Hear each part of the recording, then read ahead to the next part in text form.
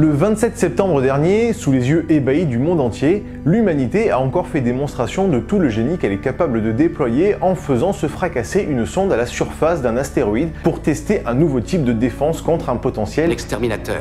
Et non, on n'est pas dans un film. Ces images sont réelles. Je vais vous raconter cette folle aventure. Détendez-vous, calez-vous confortablement, on va partir à 11 millions de kilomètres grâce au génie humain et à Ciel et Espace qui sponsorise cette vidéo. Ciel et Espace, les gars. Moi, non mais en termes de fierté, vous imaginez pas. C'est un rituel pour moi ce magazine, hein, c'est toute mon enfance, c'est le magazine que j'emportais tout le temps l'été. Bref, merci à eux de me faire confiance. Juste incroyable. Pour ceux qui ne connaissent pas, Ciel et Espace, c'est un magazine bimestriel édité depuis 1945. C'est un média indépendant édité par l'Association française d'astronomie dont l'objectif est de faciliter l'accès pour tous à la culture scientifique, à l'information, à la connaissance et au savoir. Ici, on n'est pas dans le sensationnalisme de l'immédiat, hein, c'est que du factuel qui prend le temps de ces infos, rédigées par des passionnés, des sources fiables, des dossiers ultra béton, des histoires de pilotes, d'astronautes, tout ce qui fait la magie du spatial. Il y a du test, de l'actu, des conseils d'observation, mon chouchou, hein, les plus belles images du JWST décrypté, tous les lieux de tourisme astronomique, les rendez-vous culturels, etc. Et en plus, ça tombe très bien puisque le numéro d'octobre-novembre consacre un gros dossier à la mission DART et aux solutions étudiées pour lutter contre les géocroiseurs. Que la vie est bien faite. Et comme vous m'êtes très sympathique et que je veux vraiment vous faire découvrir ou redécouvrir un des magazines qui m'a le plus fait rêver quand j'étais gamin, je viens les bras chargés de promos. C'est une image, hein, c'est pas palpable une promo. Bénéficier d'une réduction exceptionnelle de 20% sur un abonnement papier. Un an, c'est 6 numéros plus 2 hors série plus 1 annuel. 2 ans, c'est la même chose mais en double, mais pas pour 2 fois plus cher par contre. Moi en vrai, ça m'arrange que vous preniez la formule 2 ans. Des podcasts exclusifs et un club abonné avec des avantages spéciaux avec le code LePointGenius20 et je monte même jusqu'à 30% de réduction sur l'abonnement premium avec le code LePointGenius30 avec l'accès à tous les podcasts et anciens numéros du magazine en numérique. Si vous savez pas quoi offrir à un anniversaire, plutôt que des objets inutiles qui prennent la poussière, ou la licence du foot du petit dernier, voilà, du savoir made in France, bon pour votre .genius. Ah oui, parce que ça vient de là, hein, pour ceux qui ne l'avaient pas. Lien et promo en description, bien entendu, faites-moi péter les stats.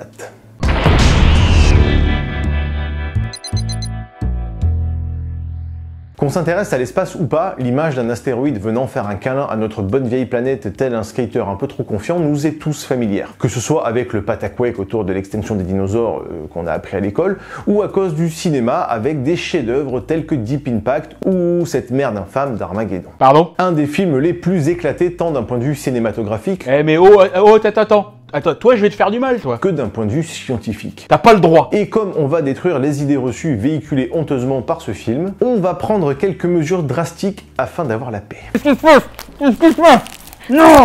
Non! Voilà, mieux comme ça. La possibilité de se prendre une caillasse cosmique sur le coin de la courge est donc une réalité acceptée par tous, avec une probabilité loin d'être négligeable. Elle est parfaitement documentée et c'est pas idiot du tout de vouloir s'en protéger. Bien entendu, on connaît tous la météorite qui est venue s'éclater dans le golfe du Mexique il y a 66 millions d'années. Mais plus récemment, en 2013, on a tous vu les images d'un engin de 20 mètres seulement s'éclater la tronche dans le ciel de Sibérie. Il a éclaté à 23 000 mètres d'altitude, hein, il a pas touché le sol, mais il a fait exploser les vitres de la ville de Tcheliabinsk, faisant 1600 blessés à cause des éclats de verre. L'angle d'attaque du caillou a permis à l'atmosphère de le stopper, mais bon, un autre angle, un autre endroit, voilà, ça au-dessus de New York, le monde s'arrête. Hein. Et le plus drôle dans tout ça, enfin drôle, le plus étonnant, hein, c'est que personne n'a vu le truc venir. Non, des gars, pas un gars qui, oui, peut-être, il y a un risque, attention, non. Walou. Le truc là, c'est ton ex qui débarque à ton mariage. Personne ne s'y attendait, ça dure que quelques secondes, juste le temps d'une vidéo de qualité médiocre au téléphone portable qui va faire le tour des réseaux sociaux, et tu te retrouves avec du verre pété partout. D'où l'importance capitale de créer un vrai réseau d'observation et de surveillance pour se prémunir de ce genre de catastrophe. L'observation des astéroïdes, hein, pas de ton ex. Ça c'est bon, hein, tu sauras qu'il faut plus lui envoyer de message beurré à 3 du mat. Mais observer, d'accord, c'est bien.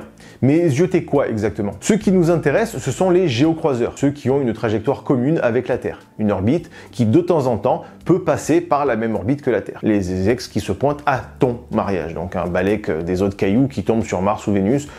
On a déjà bien assez à faire avec les nôtres. Alors bien sûr, ils peuvent passer sur l'orbite de la Terre à un moment où on n'est pas là, donc on se fout complètement du coup. C'est même l'immense majorité du temps, parce que oui, curieusement, on est plus souvent pas là que là. On considère tout corps passant à moins de 0,01 unité astronomique, 1% de la distance Terre-Soleil, soit 1,5 million de kilomètres quand même, comme un géocroiseur. Alors bon, le truc peut passer 4 fois plus loin que la Lune, hein, c'est un géocroiseur, qui va donc susciter un intérêt certain auprès des astronomes et faire les choux gras de tous les canards de qualité. Un astéroïde de la taille d'un autobus va frôler la Terre, faites des réserves d'eau et de PQ. Mais en vrai non, hein, ça veut pas dire qu'il va venir nous bifler, mais qu'il a un potentiel dangereux, et donc qu'on l'observe.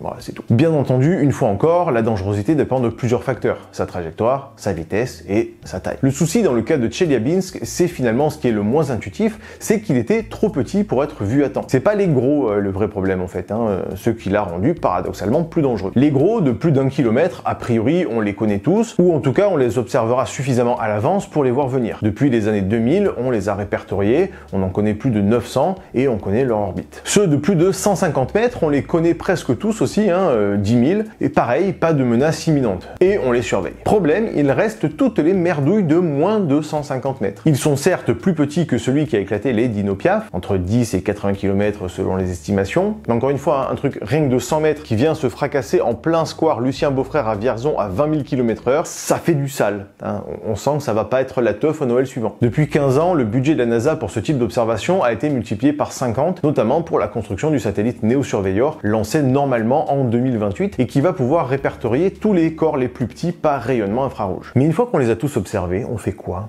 Chef, la carte des géocroiseurs est complète. Cool, et alors? Et alors, il y en a un qui va nous exploser la tronche la semaine prochaine et on peut rien y faire. Merci la science. Parce que c'est quoi le danger? La Terre, c'est une cible de 12 750 km. Une petite bille qui tourne sur une orbite de 150 millions de kilomètres. C'est l'équivalent d'un dixième de pixel à choper sur ce cercle. À choper avec un truc du genre 100 000 fois plus petit. Il faut vraiment bien viser. Alors oui, il y a le fait que la gravité va légèrement attirer les objets vers elle, hein, un peu comme si on avait une cible aimantée, mais ça reste une cible vraiment très petite. Et bien entendu, cette cible bouge dans le temps. Donc en gros, un astéroïde qui se crache, c'est un point minuscule qui arrive à toper un pixel sur 75 000 que comporte le trajet pile au moment où il passe. Alors avec le nombre d'objets qui se baladent là-haut, hein, c'est loin d'être impossible statistiquement, mais l'avantage c'est que nous sommes une cible très petite, donc une déviation tout à fait minime ou un retard permettra de nous épargner. Un géocroiseur qui viendrait nous mettre une énorme patate le lundi à un point précis de l'espace, s'il se pointe le mardi, c'est bon, il rentre chez sa mère sans faire plus le cacou. Voilà, circule. Pareil, si Mike Tyson décide de te balancer un énorme bourre-pif, mais que tu le pousses légèrement sur le côté au moment de la longe, l'énergie, elle, reste la même, mais la force d'impact tombe à 0. Et tu peux quand même te rendre à ton date Tinder le soir, plutôt que de tutoyer les anges. Et donc, bien entendu, il n'est pas question d'aller pulvériser le vilain tueur de planètes, mais juste lui donner une petite pichenette infime avant de l'envoyer se faire mettre avec classe. C'est un peu comme avec Tata Simone quand elle te parle pendant des heures de ses corps aux pieds, tu ne peux pas la faire s'arrêter de parler, mais une toute petite pichenette peut lui permettre de dévier de cette conversation vers une plus intéressante.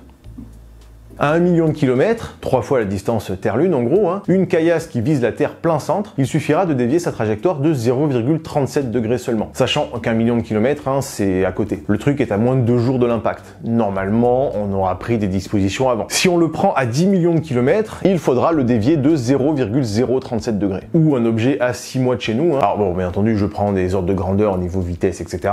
Mais bon, une déviation de 4 millièmes de degré devrait suffire. Ce qui commence à être envisageable. Et bien entendu, plus on s'y prend tôt, et moins la déviation aura besoin d'être importante. Même un projectile d'une masse 10 millions de fois inférieure à celle de l'astéroïde pourra donc être suffisant. Le but n'est donc ni de détruire le merdier, ni de l'arrêter, mais juste de le faire légèrement chier pour qu'il loupe le rendez-vous avec la Terre, le faire dévier de sa trajectoire de quelques millièmes de degrés, ou le ralentir juste assez pour qu'il passe quand on sera déjà plus là. Alors bon, on va pas revenir sur la solution de gros porc proposée par les films. Non, aller forer un astéroïde pour y foutre une charge nucléaire n'est pas une solution envisagée. Mais vous les connaissez, nos amis les hamburgers adorent faire péter des trucs. Et plus c'est gros, plus ils kiffent. Faire exploser une grosse bombe, et si possible nucléaire, à proximité d'un astéroïde, permettrait de le faire frire d'un côté, et par effet de radiation qu'il se mette à s'auto-pousser de sa trajectoire. Non, c'est pas le souffle qui le pousserait. C'est incroyable.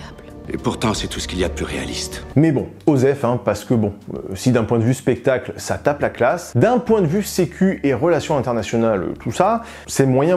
Parce que bon, avant d'envoyer la mission Kamikaze, il faut la charger l'ogive. Et une fusée, ça peut exploser au décollage. Voilà, toujours un ravissement, hein, les restes d'une bombe nucléaire. Donc, idée de merde à ranger entre les films de Michael Bay. Une autre idée envisagée, c'est l'attraction gravitationnelle. Chaque corps exerce sur un autre corps une force proportionnelle à sa masse et à l'inverse du carré de sa distance. Enfin, moi je vous dis ça, c'est de tête. Hein. Mais en gros, plus t'es fatos et plus tu vas attirer les objets vers toi. Mais eux aussi vont t'attirer, mais moins. Proportionnellement à leur masse. 2 fois moins gros, il va t'attirer 2 fois moins, et plus t'es loin, moins ça va marcher. 2 fois plus loin, c'est 4 fois moins d'attraction, 4 fois plus loin, c'est 16 fois moins, etc. Donc, si on positionne un truc juste à côté d'un caillou, le caillou va l'attirer, mais l'engin va attirer le caillou également. C'est genre tirer un truc hyper lourd avec un élastique tout minable. Hein, ça va prendre du temps, ça va pas être spectaculaire du tout, mais il va quand même transmettre lentement une partie de son énergie, hein, et en gros, là-haut, bah, ça permettra de dévier suffisamment l'astéroïde tueur de quelques millièmes de degré salvateur. Problème, c'est un bordel logistique et technique à mettre en place, le truc, hein, laisse tomber. Il faut que le truc se positionne bien, se verrouille sur la caillasse, qu'il ait du carburant hein, pour pas se cracher. Parce que, oui, l'astéroïde va toujours attirer la sonde, hein, plus que l'inverse. Bref, nouvelle idée de merde à ranger entre les films de Michael Bay. On a aussi l'installation d'une voile solaire, hein, une sorte de parachute sur lequel viendrait frapper les particules du soleil. Donc là, l'idée c'est pas de dévier la trajectoire, mais de le ralentir donc pour qu'il passe un mardi plutôt qu'un lundi. Mais je te raconte pas le merdier à aller installer ça là-haut. Sinon, dans le même style, hein, tirer un laser depuis la Terre pour freiner l'astéroïde avec la lumière. Mais bon, avec les restrictions d'énergie, hein, déjà qu'on n'est pas sûr de pouvoir boire de la soupe chaude tous les soirs cet hiver, on va oublier. Ou sinon, dernière idée bien éclatée à ranger dans la catégorie des Ig Nobel, l'équivalent des Gérard mais pour les prix Nobel, peindre une face de l'astéroïde en blanc pour que le soleil chauffe plus un côté que l'autre. Et j'ai pas compris le truc là. Mais bon, du coup, faudrait trouver des astronautes portugais pour ça, genre Brochoulich. Alors, bien sûr, il ne s'agit pas juste de dire on va le faire et ça va marcher. Pour le moment, on manque encore beaucoup de données sur les astéroïdes, leur densité notamment, leur composition exacte. Tous ces éléments doivent être mieux connus pour pouvoir être efficaces le jour où vraiment ce sera la merde. Les missions Hayabusa et Hayabusa 2 dans les années 2000 ont permis de récolter les fragments des astéroïdes Itokawa et Ryugu, et déjà les surprises ont été nombreuses. Sur Itokawa, de 500 mètres de diamètre, on a constaté des avalanches, donc des montagnes, un type de roche très varié et surtout une cohésion très faible. Comme il y a une gravité très faible, les cailloux n'ont pas besoin d'être très solides hein, pour pouvoir rester agglomérés comme sur Terre. Ils n'ont pas besoin de lutter contre l'énorme gravité ou la pression. Et ça, bah, ça change totalement l'approche du truc. Avec Hayabusa 2, les astronomes ont balancé un petit impacteur pulvérisé la surface pour récupérer les morceaux éjectés. Ils s'attendaient à créer un cratère de 2 mètres. Au final, il a fait 17 mètres. Selon la nature de l'astéroïde, un même impact peut donc avoir des conséquences très différentes. On l'a déjà vu dans cet épisode, hein, la vitesse n'est pas un élément pertinent. Ce qui compte, c'est uniquement la manière dont l'énergie est transmise. La vitesse et la masse d'un objet vont déterminer son énergie cinétique, ça c'est fixe, mais si on la fracasse contre un mur de granit pur, ça aura pas tout à fait le même effet que contre un bloc constitué de peluche lama. Et donc on en arrive à la mission DART. Pour la mission DART, Double Asteroid Radiation Test, parmi tout le bestiaire stellaire, on a choisi un couple de caillasses qui se tournent autour pour tester le premier impacteur. Dimorphos, 160 mètres et 1 million de tonnes, orbite à 1 km autour de son pote Didymos, 780 mètres en 11h55. Ici, on a opté pour la solution bourrine, mais pas trop. Fracasser une sonde de 550 kg en mode brutal, pleine face, pour modifier sa trajectoire et réduire de 10 minutes cette révolution. Cette approche présente plusieurs avantages non négligeables à ce stade de la recherche. Parce que, pour rappel, non, Dimorphos ne présente aucun danger pour la Terre. Hein. Il n'est donc pas question de survie de l'espèce, mais juste d'observation pour en apprendre un maximum. Avoir choisi un couple est un très bon moyen de calculer l'effet de la sonde, hein, contrairement à un objet seul qui évoluerait sans point de repère tangible. La sonde DART était accompagnée de Lycia qui va prendre des photos et qui va permettre une première analyse des dégâts. Suivie par la sonde ERA dans 4 ans, un outil européen piloté par l'Observatoire de la Côte d'Azur, hein, c'est ici les gars, qui ira observer en détail le cratère créé. Elle aurait déjà dû être sur place pour l'arrivée de DART, mais c'est comme ça.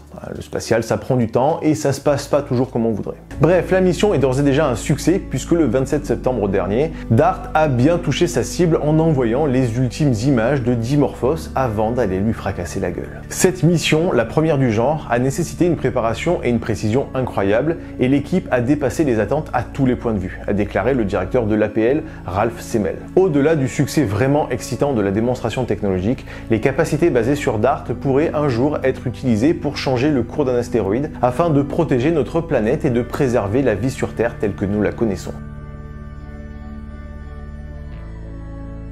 Une fois de plus, l'humain a prouvé sa supériorité intellectuelle sur ces débiles de dinosaures. On a des téléphones portables, nous, des Lego, et maintenant une technologie potentiellement capable de nous sauver de l'extermination venant du ciel. Un exploit technique et scientifique qui va repousser encore les limites de la connaissance pour que le jour où une menace réelle se présentera, on puisse anticiper et se défendre. S'il nous reste encore assez de ressources pour envoyer des fusées d'ici là. Chef, on a repéré un géocroiseur mortel. Merci, humains du 21e siècle, pour cet apport de connaissances. Et du coup, comment on se protège? Bah on peut plus envoyer de fusée. Et ça, on le sait, parce que le génie est partout.